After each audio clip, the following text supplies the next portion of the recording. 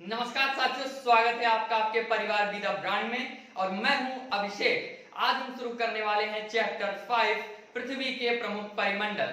अब तक हम 4 चैप्टरों को कंप्लीट कर चुके हैं और हम 5वां चैप्टर पढ़ने जा रहे हैं। इस वीडियो को आप लोग लास्ट तक जरूर देखें। तो चलिए चलते हैं इस टॉपिक की ओर।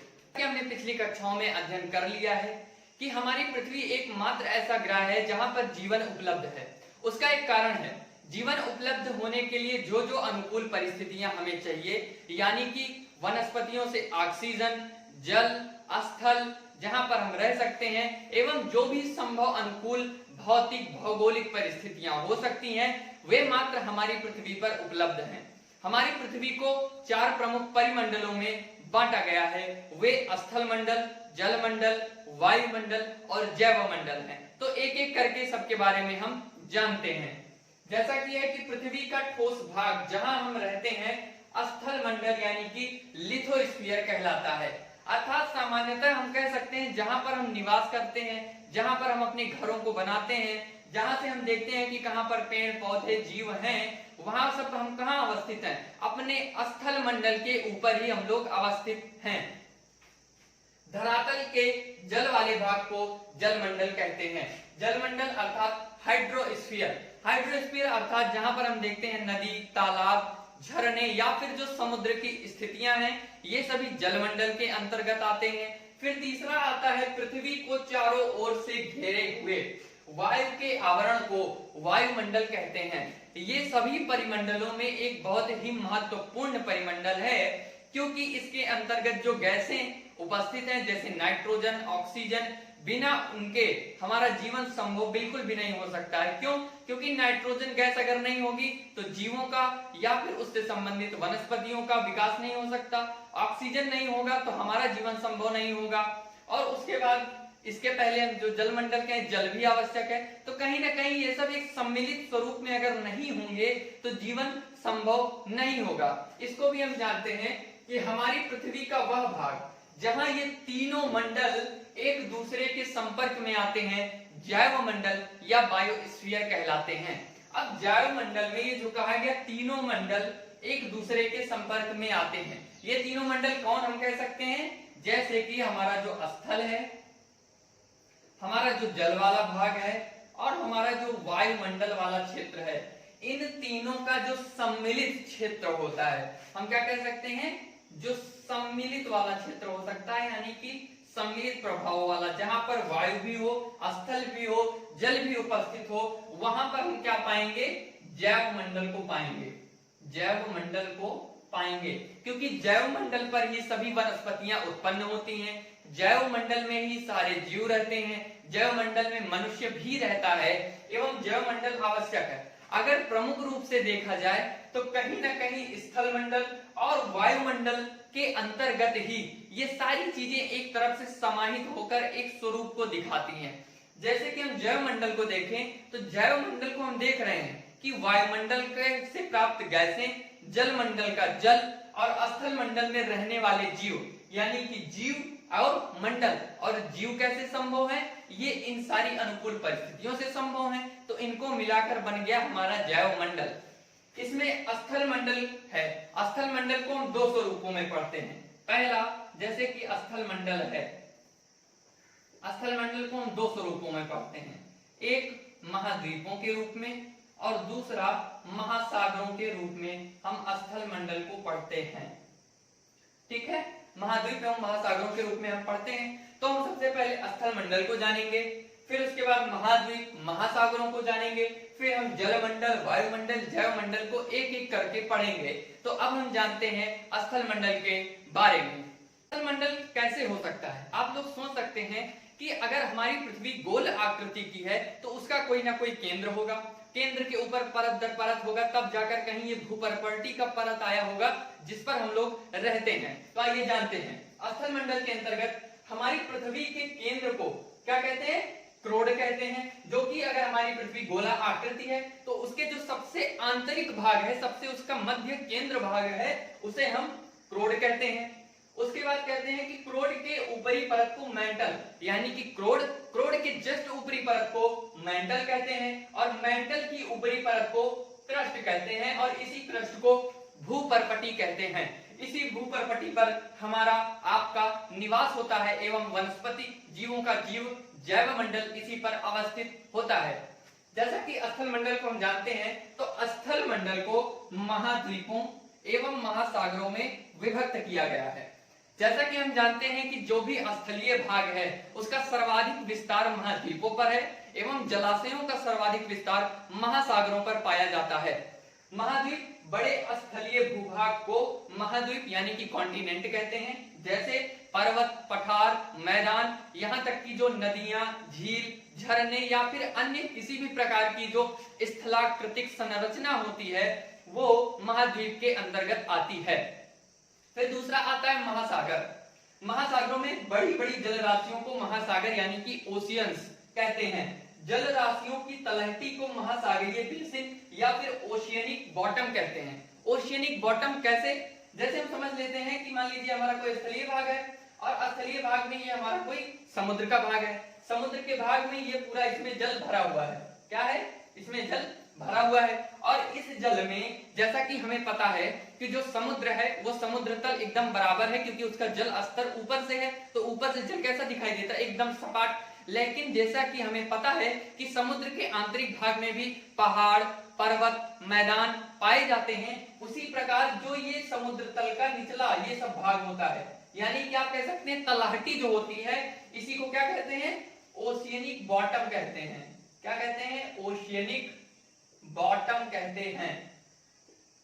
इसी को ओशियनिक बॉटम कहा जाता है। तो सबसे पहले हम महाद्वीपों को जानते हैं। महाद्वीपों में हम सातों महाद्वीप को जानेंगे, उसके बाद हम महासागरों पर आएंगे। तो आइए जानते हैं महाद्वीपों को।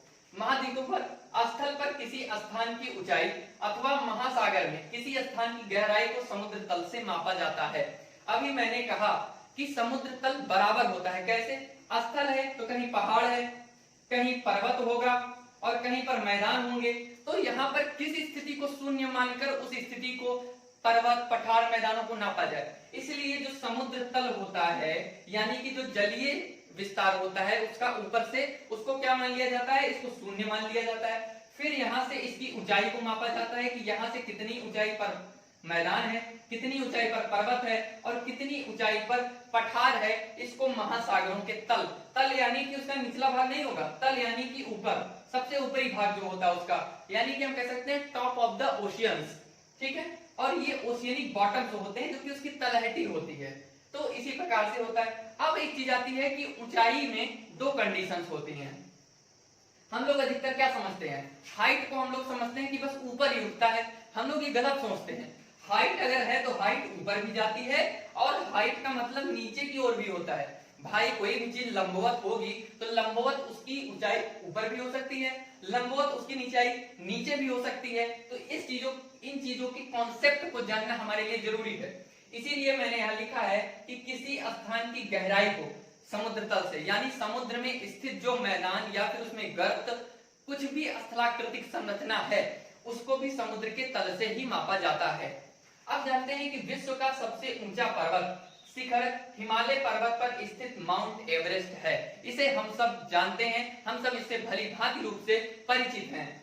तो जिसकी समुद्र तल से, अब देखिए कहीं पर भी आप किसी ऊंचाई को पढ़ेंगे या फिर पढ़ने के बाद लिखेंगे तो एक चीज हमेशा अपने उन शब्दों में जरूर लिखिएगा कि इस यानी कि किसी अमुक पर्वत की ऊंचाई, किसी अमुक पठार की ऊंचाई समुद्र तल से इतनी है। यानी कि समुद्र तल आपका सेंटर वर्ड होगा जो किसी भी ऊंचाई को प्रदर्शित करने से पहले आपको लिखना होगा।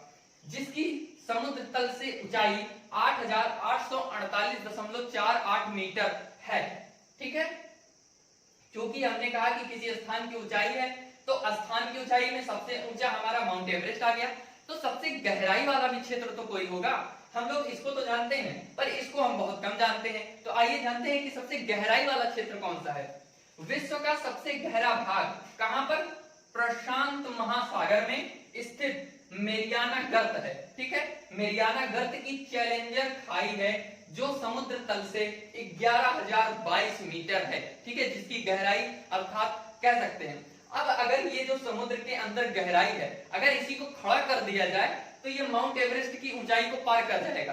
लेकिन चूंकि ये गहराई में है, गहराई कैसी, जैसे कि ये समुद्र तल है हमने बताया, तो इस समुद्र में मान लीजिए ऐसी बहुत सारी खाइयां हैं और उसमें कोई एक ऐसी खाई बनी होगी जिसकी यानी कि समुद्र तल जिसे हमने शून्य माना है, यहां से इसकी गहराई कितनी होगी, 11,022 मीटर होगी। और क्योंकि इसको जो हमने शून्य माना है तो यहां से इसकी जो ऊंचाई यानी माउंट एवरेस्ट की होगी वो 8,848.48 मीटर होगी। तो हम इसको जान चुके हैं कि पृथ्वी पर यानी कि जो स्थल भाग है उस पर सबसे ऊंचा स्थान कौन सा है, समुद्र तल में, यानी कि जलीय भाग में सबसे गहरा वाला भाग कौन सा है। अब हम जानते हैं कि स्थलों का अधिकांश भाग उत्तरी गोलार्ध में स्थित है। इसको हम पहले भी पिछली कक्षाओं में भी, अभी थोड़ी देर पहले इस टॉपिक में भी हम चर्चा कर चुके हैं कि उत्तरी गोलार्ध में स्थलीय भागों का विस्तार सर्वाधिक पाया जाता है। अब हम महाद्वीपों के अंतर्गत, जैसा कि हमें पता है कि समस्त विश्व को स्थलीय भागों के रूप में 7 प्रमुख महाद्वीपों में बांटा गया है, जिसमें इसको आकार के क्रमानुसार यानी कि जो यहाँ पर 7 महाद्वीप हमारे द्वारा लिखे गए हैं वो 7 अपनी आकार के क्रमानुसार व्यवस्थित हैं। अर्थात एशिया सबसे बड़ा महाद्वीप है, अफ्रीका उससे छोटा है, उत्तरी अमेरिका, फिर दक्षिणी अमेरिका, अंटार्कटिका, यूरोप और ऑस्ट्रेलिया, इन सबका क्षेत्रफल करोड़ वर्ग किलोमीटर में यहाँ पर प्रदर्शित किया गया है कि 4.38 करोड़ वर्ग किलोमीटर एशिया का क्षेत्रफल है, अफ्रीका का 3.04 करोड़ वर्ग किलोमीटर है, उत्तरी अमेरिका का 2.45 करोड़ वर्ग किलोमीटर है, दक्षिणी अमेरिका का 1.78 करोड़ वर्ग किलोमीटर है, इसी तरह अन्य भी हैं। अब इसको याद कैसे किया जाए, दिक्कत ये आती है कि अब इन संख्याओं को याद कैसे किया जाए। तो सबसे पहले आप एकदम इजी वे में ये समझिए कि एशिया, अफ्रीका, उत्तरी अमेरिका, दक्षिणी अमेरिका, अंटार्कटिका, यूरोप और ऑस्ट्रेलिया, आपने इन 7 नामों को लिख लिया। उसके बाद ऊपर से आप 4, 3, 2, 1, 1, 1, 0 लिखते चले आइए। इतना आप लोग लिख लेंगे। लिखने के बाद आपको ये एक याद रखना है, 4.38 है, इस 4 को आप यहाँ 4 उतार दो, 0,4 हो गया। फिर इस 4 को यहाँ पे उतार दो, एक 4 के आगे क्या होता है, 5 आती है, 5 को लिख दो। उसके बाद इसको आप क्या कर सकते हो कि ये 5 2 7 है, 7 लिख दो। अब ये जो है 5 4 9 है, तो 9 में से 1 घटा दो, ये 8 आ गया, 1.78 बन गया। उसी प्रकार से 1 1 है तो आप 7 यहाँ पर है, 7 पहले कर दो। अब कुछ याद करना पड़ेगा और कुछ ट्रिक यानी कि जो हमारा टेक्निक है और जो हमारी याद करने की क्षमता है, दोनों के मिश्रण से हम इसको और बेहतर तरीके से याद कर पाएंगे। अब इन्हीं महाद्वीपों को हम एक एक करके और विस्तृत रूप में जानेंगे। तो आइए जानते हैं कि एशिया महाद्वीप की अवस्थिति कैसी है, अफ्रीका की कैसी है, उत्तरी अमेरिका, दक्षिणी अमेरिका एवं अन्य की अवस्थिति कैसी है। इसको हम एक एक करके अच्छे से समझते हैं। एक हम चित्र के माध्यम से समझ रहे होंगे, दूसरा हम रिटन मटेरियल के माध्यम से समझ रहे होंगे और दोनों के सम्मिलित स्वरूप के फलस्वरूप हम आपको पढ़ा रहे होंगे।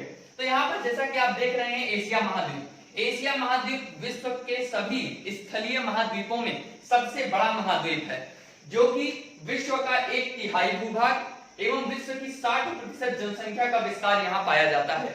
जैसा कि आपको पता है कि एशिया महाद्वीप में चाइना, भारत जैसे सर्वाधिक जनसंख्या वाले देश की अवस्थिति इन महाद्वीपों में है। तो जायज सी बात है कि यहाँ पर जनसंख्या की अवस्थिति भी सर्वाधिक होगी, इसलिए ये एशिया महाद्वीप है। एशिया महाद्वीप का जो पूर्वी भाग है वो प्रशांत महासागर, इसका जो उत्तरी भाग है आर्कटिक महासागर एवं इसका जो पश्चिमी भाग है वो यूरोप महाद्वीप तथा इसका जो दक्षिणी भाग है वो हिंद महासागर से घिरा हुआ है। तो ये थी एशिया महाद्वीप की अवस्थिति। एशिया के बारे में है कि दुनिया का छत कहा जाने वाला तिब्बत का पठार, यानी कि दुनिया का छत कहा जाने वाला तिब्बत के पठार की अवस्थिति भी एशिया महाद्वीप में है। अब एशिया महाद्वीप में किस जगह पर है, एशिया महाद्वीप में जो भारत का अवस्थिति है उसके जस्ट थोड़ा सा ऊपर कुछ इस प्रकार से यहाँ पर तिब्बत का पठार पाया जाता है। इस तिब्बत के पठार की ऊंचाई लमसम इतनी है कि ये कई पर्वतों तथा पहाड़ों से भी ऊंचा है। लेकिन इतना आप जान लीजिए कि पठार उसे कहते हैं जिसका जो ढाल होता है वो बहुत ही तीव्र होता है, कुछ इस प्रकार का, जैसे समतल मेज होती है जिसका ऊपरी भाग तो समतल लेकिन किनारे बहुत तीव्र ढाल वाले होते हैं। तो ये इसे दुनिया का छत कहा जाता है, किसे, तिब्बत के पठार को। अब हम जानते हैं अफ्रीका महाद्वीप के बारे में। तो सबसे पहले क्या लिखा है कि अधिकांश भाग पठार है एवं खनिजों एवं शक्ति के साधन प्रचुर मात्रा में पाए जाते हैं। मतलब विश्व का दूसरा सबसे बड़ा महाद्वीप अफ्रीका महाद्वीप है। इसका अधिकतर भाग पठारीय क्षेत्र है, एवं यहाँ पर खनिजों, संसाधनों एवं शक्ति के साधन की प्रचुर मात्रा उपलब्ध है। ठीक है, यहाँ पर विश्व की सबसे लंबी नदी नील नदी प्रवाहित होती है। ये वहां पर लिखा नहीं है, इसे हम बोल रहे हैं, आप साथ साथ अपनी कलम भी चलाते रहें। तो यहाँ पर विश्व की सबसे लंबी नदी नील नदी भी प्रवाहित होती है। अफ्रीका महाद्वीप क्वेश्चन आने की दृष्टि से बहुत ही इंपॉर्टेंट है, क्योंकि इसमें कई सारी इंपॉर्टेंट चीजें इंक्लूड है, जैसे उन्हें हम जानते हैं। यह एकमात्र ऐसा महाद्वीप है जिससे कर्क रेखा, मकर रेखा, विषुवत रेखा गुजरती है, अर्थात 7 महाद्वीपों में अफ्रीका एकमात्र ऐसा महाद्वीप है जिससे हमारा जो विषुवत रेखा है, कर्क रेखा है और मकर रेखा तीनों इससे होकर गुजरती हैं। और जानिए, इससे तीनों रेखाएं तो गुजरती ही हैं, साथ साथ यहाँ पर कुछ नदियों की अवस्थिति ऐसी है जो विषुवत रेखा एवं मकर रेखा को 2 बार काटती हैं। वे नदियां कौन कौन सी हैं? एक है कांगो नदी। कांगो नदी विषुवत रेखा को एवं लिम्पोपो नदी मकर रेखा को 2 बार काटती है। अब 2 बार काटती है का अर्थ क्या है? यानी कि यहाँ पर जो लिम्पोपो नदी है हमारी, वो लिम्पोपो नदी विषुवत रेखा को कुछ इस प्रकार से प्रवाहित हो रही है और फिर यहाँ से मुड़कर इधर से जा रही है। तो एक बार इस पॉइंट पर, एक बार इस पॉइंट पर, यानी कि विषुवत रेखा को ये 2 बार काट रही है। कौन सी? लिम्पोपो नदी, सॉरी यहाँ पर कांगो नदी है जी, कांगो नदी होगा। अब आते हैं हम कि लिम्पोपो नदी मकर रेखा को 2 बार काटती है। तो लिम्पोपो नदी जो काट रही है, इसका प्रवाह भी लमसम कुछ ऐसा है कि एक बार यहाँ पर काट रही है, एक बार यहाँ पर काट रही है, इसलिए इसे यहाँ पर ये लिम्पोपो नदी काट रही है। तो ये महत्वपूर्ण 2 बातें थी। तीसरा जो आता है कि इसके उत्तर में सहारा का मरुस्थल, जैसा कि आपको पता ही होगा कि विश्व का सबसे बड़ा मरुस्थल जो है अफ्रीका महाद्वीप में ही है और यहाँ पर है कुछ इस प्रकार। चित्र एकदम एक्यूरेट नहीं है, आप मानचित्र खोलकर इसे अपने सामने पढ़ रहे होंगे तो बेहतर और बेहतरीन तरीके से आप इसे समझ रहे होंगे। तो यहाँ पर सहारा के मरुस्थल की अवस्थिति पाई जाती है। दूसरा, इसके उत्तर यानी कि ये नॉर्थ वाले पोर्शन में, और जो हमारा ये ईस्ट और वेस्ट, ये नॉर्थ वेस्ट यानी कि आप कह सकते हैं उत्तर पश्चिम में एटलस पर्वत का विस्तार पाया जाता है। किसका? एटलस पर्वत का विस्तार पाया जाता है। एक चीज और थोड़ा कॉन्सेप्चुअल है, यहाँ पर जानते हैं। जैसे कि मानचित्र की अवस्थिति है, वहां पर दिशाओं का निर्धारण आप कैसे कर रहे होते हैं? जैसे कि आप कोई मानचित्र देखेंगे तो उसमें नीचे की तरफ या ऊपर दाहिने तरफ कुछ इस प्रकार से बना हुआ होता है, कुछ इस प्रकार से प्लस बना हुआ होता है, जिसमें यहाँ पर east, west, north and south ये आपको रिप्रेजेंट करता है दिशाओं को। तो यानी कि अगर हम किसी क्षेत्र को मानचित्र में बता रहे हैं, तो अगर हम इधर बता रहे हैं अर्थात वो उत्तर की अवस्थिति है, यहाँ बता रहे हैं तो अर्थात वो दक्षिण की अवस्थिति है, इधर पूर्व की स्थिति है और इधर पश्चिम की अवस्थिति है। मानचित्र में इसका अध्ययन कुछ इस आधार पर किया जाता है। तो अब हम जानते हैं अपना अगला, यहाँ विक्टोरिया जलप्रपात एवं मिस्र के पिरामिड विश्व प्रसिद्ध हैं। मिस्र का पिरामिड जैसा कि आप लोग अध्ययन कर भी चुके होंगे, हमारे दूसरे ही सेक्शन इतिहास में भी इसको पढ़ाया गया है तथा इस पर एक रोचक बातों पर एक वीडियो भी बनी है जिसे आपको जरूर देखना चाहिए, वो भी हमारे प्लेलिस्ट में दी हुई है। दूसरा है विक्टोरिया जलप्रपात, ये दोनों विश्व प्रसिद्ध हैं। यहाँ के सर्वप्रथम मानव का विकास एवं जन्म किसी महाद्वीपों पर अस्तित्व पाया जाता है। जो वैज्ञानिकों, भूवैज्ञानिकों तथा रिसर्चर्स का मानना है कि जो मानव का विकास हुआ एवं उसके जो जन्म से संबंधित प्रमाण प्राप्त होते हैं वो अफ्रीका महाद्वीप में ही, अफ्रीका महाद्वीप से ही प्राप्त होते हैं। तो हमने ये जान लिया अफ्रीका महाद्वीप के बारे में, मतलब पहला एशिया, दूसरा अफ्रीका। अब हम तीसरा जानते हैं उत्तरी अमेरिका के बारे में। उत्तरी अमेरिका आप देख रहे होंगे, उत्तरी अमेरिका विश्व के सभी महाद्वीपों में तीसरा सबसे बड़ा महाद्वीप है एवं उत्तरी एवं दक्षिणी अमेरिका के मध्य पनामा नहर स्थल संधि भूभाग काटकर बनाई गई है। ये अपने आप में एक इंपॉर्टेंट नोट है, इसको आप ध्यान से समझेंगे कैसे। जैसे ये उत्तरी अमेरिका की अवस्थिति है और ये दक्षिणी अमेरिका की अवस्थिति है, तो ये यहाँ पर जो इसका मेल्टिंग पॉइंट है जहां पर दोनों मिल रहे हैं, ये उत्तरी अमेरिका का अंत और इधर दक्षिणी अमेरिका, यहाँ पर स्थल संधि है। स्थल संधि किस प्रकार से है? यहाँ पर नहर को बनाया गया है, स्थल भाग था उसको काट कर नहर बनाया गया। तथा एक चीज फैक्चुअल और है कि ये पनामा नहर के माध्यम से भी प्रशांत महासागर एवं अटलांटिक महासागर एक दूसरे से जुड़ते हैं।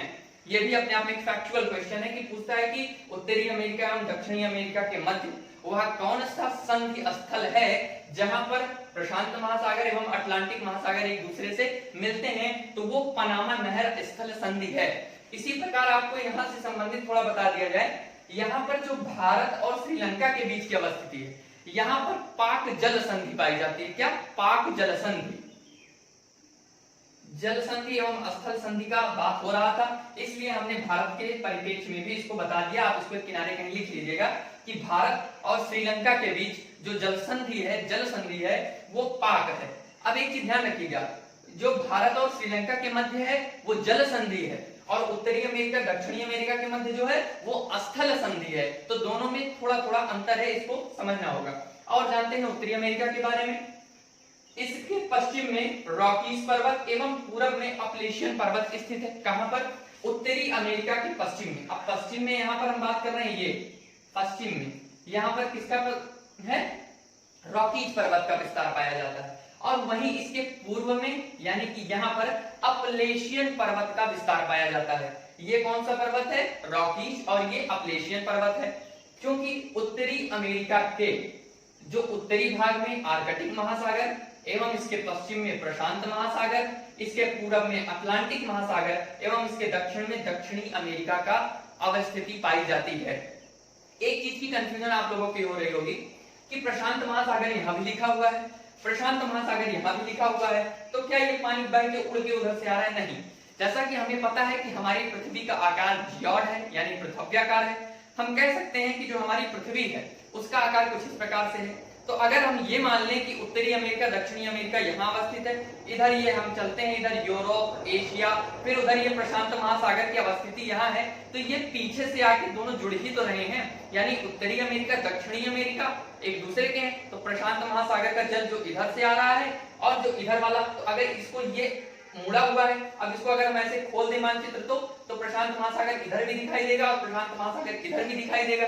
इसलिए हमने दोनों तरफ इसको लिख रखा है, तो इसे आप यहां से समझ सकते हैं। अब चलते हैं अपने अगले टॉपिक की ओर। इसके मध्य में नॉर्थ टू साउथ यानी कि उत्तर से दक्षिण मिसिसिपी मिसौरी नदी बहती है। कौन सी? यहाँ पर जो उत्तरी अमेरिका है, यहाँ पर उत्तर से दक्षिण के बीच, ठीक है, उत्तर से दक्षिण की ओर मिसिसिपी मिसौरी नदी बहती है। अब इस नदी का वर्णन क्यों किया गया? क्योंकि इसको क्वेश्चन के रूप में पूछा जाता है, अपने आप में ये कुछ भौगोलिक रूप से प्रसिद्ध है, इसलिए उसको हम आगे जानेंगे ऐसा क्यों होता है।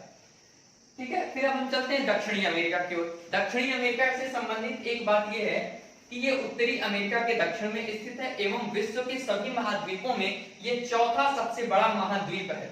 इसकी अवस्थिति का अधिकांश भाग दक्षिणी गोलार्ध में अवस्थित है तथा मकर रेखा इसके लमसम दक्षिणी भाग से होकर गुजरती है एवं जो भूमध्य रेखा है ये इसके उत्तरी भाग से होकर गुजरती है। तो ये था दक्षिणी अमेरिका के बारे में। दक्षिणी अमेरिका के बारे में कुछ और भी बातें हैं, जैसे कि दक्षिणी अमेरिका में यहाँ पर जो टॉपिक लिखा उसके अनुसार विश्व की सबसे लंबी पर्वत श्रृंखला एंडीज, जो एंडीज विश्व की सबसे लंबी पर्वत श्रृंखला है उसका विस्तार दक्षिणी अमेरिका में कुछ इस प्रकार इधर पाया जाता है। कहां पर? इधर। विश्व की सबसे लंबी पर्वत श्रृंखला एंडीज है।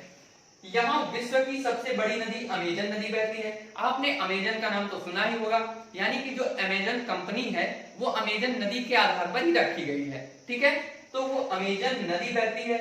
अमेजन घाटी वनस्पतियों एवं घने वन के लिए विश्व प्रसिद्ध है।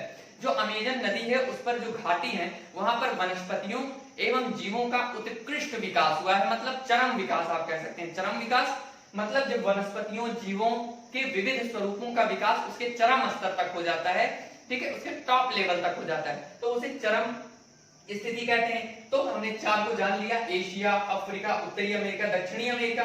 जगह की कमी की वजह से अब हम अगले को जानते हैं। तो अब जानते हैं अंटार्कटिका महाद्वीप के बारे में।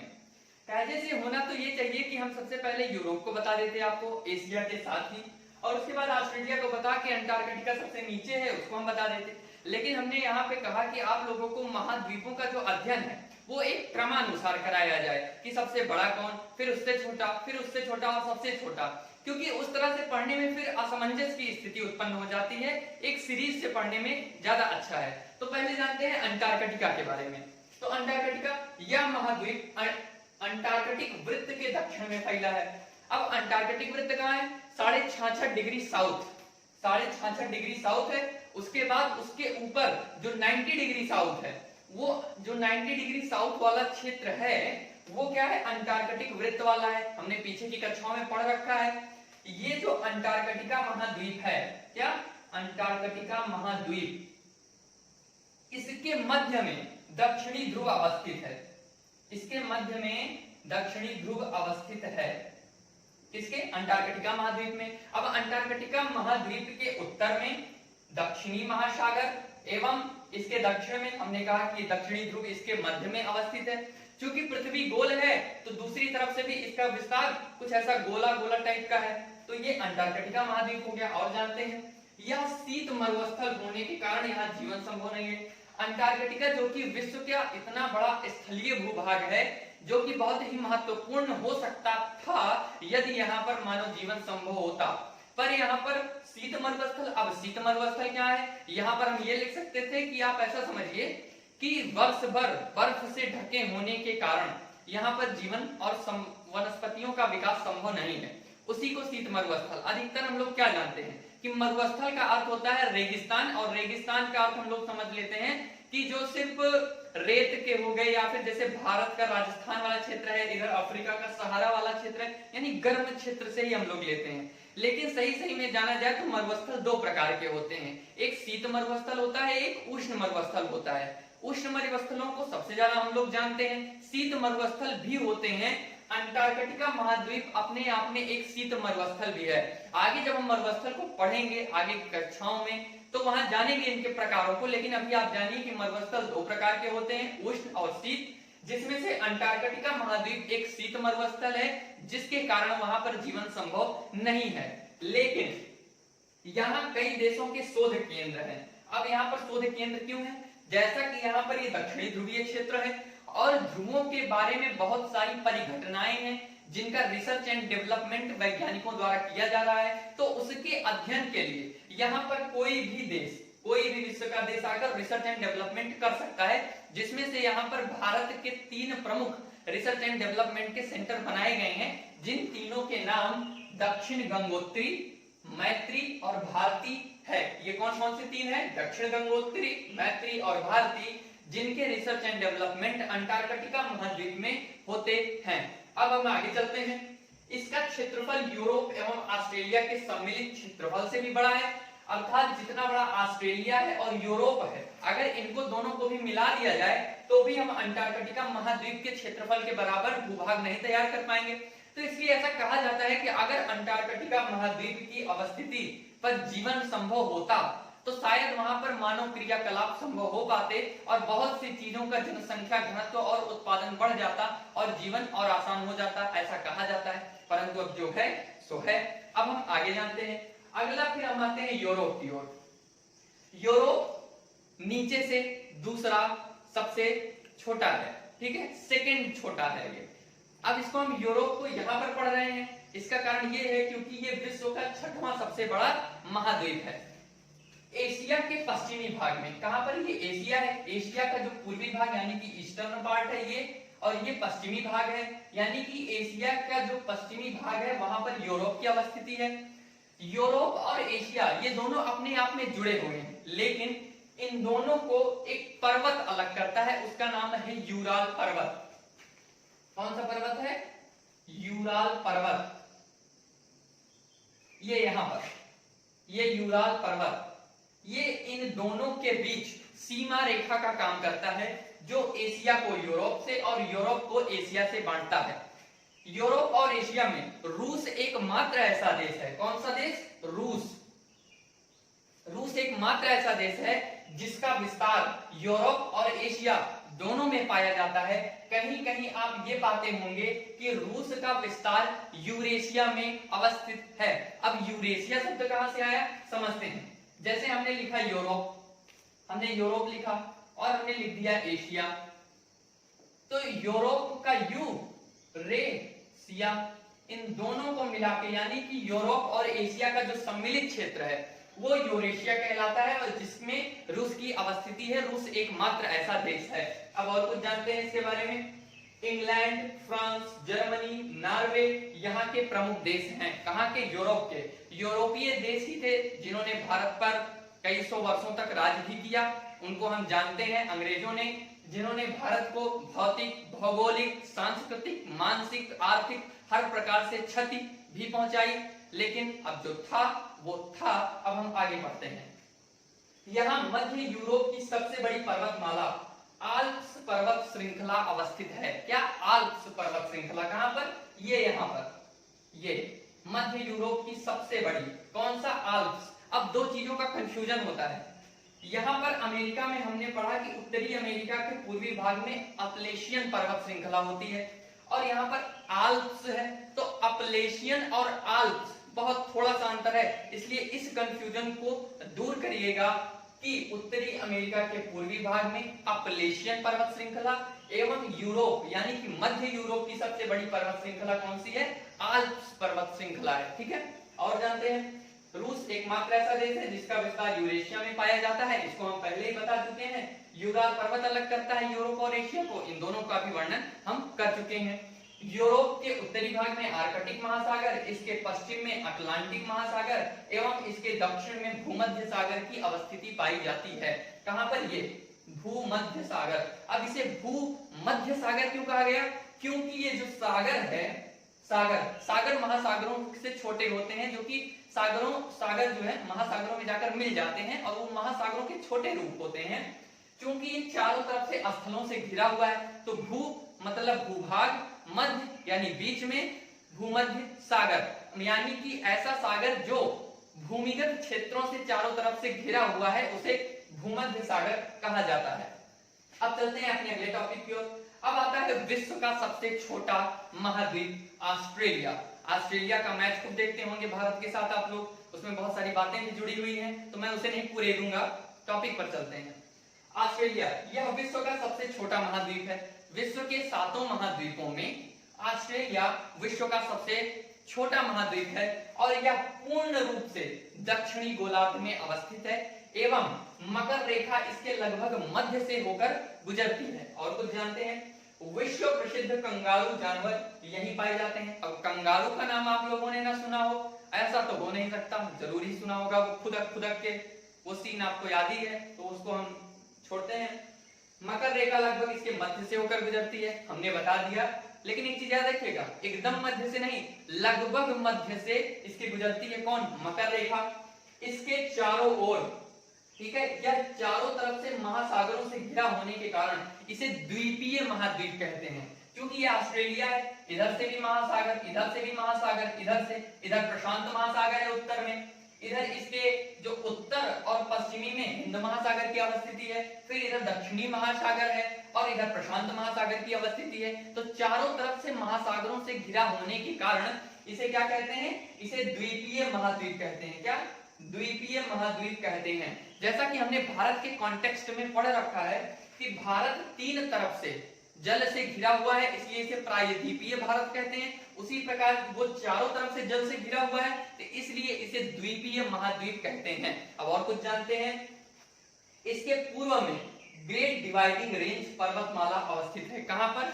जो ये ऑस्ट्रेलिया है, ऑस्ट्रेलिया का ये पूर्वी भाग, ये यहाँ पर ग्रेट डिवाइडिंग रेंज पर्वतमाला अवस्थित है। ठीक है। अब हम चलते हैं उत्तर पूर्व में विश्व की सबसे बड़ी प्रवाल भित्ति ग्रेट बैरियर रीफ। कहां पर? उत्तर यानी कि नॉर्थ, पूर्व यानी ईस्ट, यानी कि जो ऑस्ट्रेलिया का ये वाला क्षेत्र है। कौन सा?